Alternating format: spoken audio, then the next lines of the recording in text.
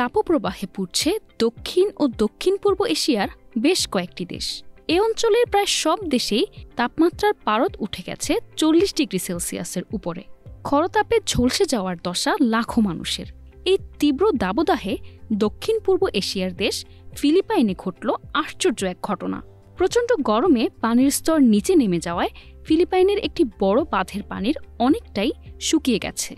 আশ্চর্যজনকভাবে সেখানেই জেগে উঠেছে 300 বছরের পুরনো একটি শহরের ধ্বংসাবশেষ। নুয়েভা ইসিহা প্রদেশের এই শহরটির নাম পান্তাবাঙ্গান।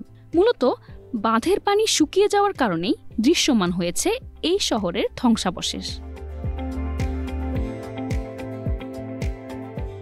ফিলিপাইনের অন্যতম পর্যটন কেন্দ্র নুয়েভা ইসিহা প্রদেশ।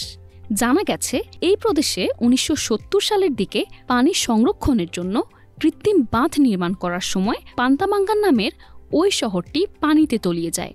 এবছর উষ্ণ আবহাওয়ার কারণে পানির স্তর নেমে যাওয়ায় শহরটি দৃশ্যমান হয়ে ওঠে। তলিয়ে যাওয়া শহরটি বেশ কয়েক বছর আগেও দৃশ্যমান হয়েছিল, তবে এবারের মতো এতটা স্পষ্টভাবে দেখা যায়নি।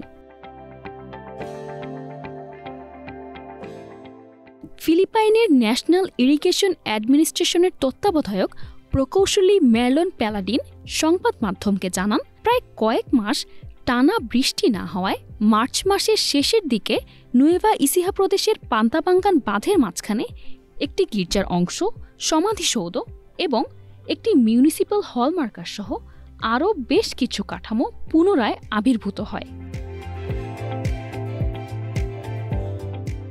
ফিলিপাইনের আবহাওয়া অধিদপ্তর জানিয়েছে, গত 30 এপ্রিল পানির স্তর স্বাভাবিকের চেয়ে প্রায় 160 ফিট নিচে নেমে যায়, যার কারণে শহরটি আগের চেয়ে বেশি দৃশ্যমান হয়।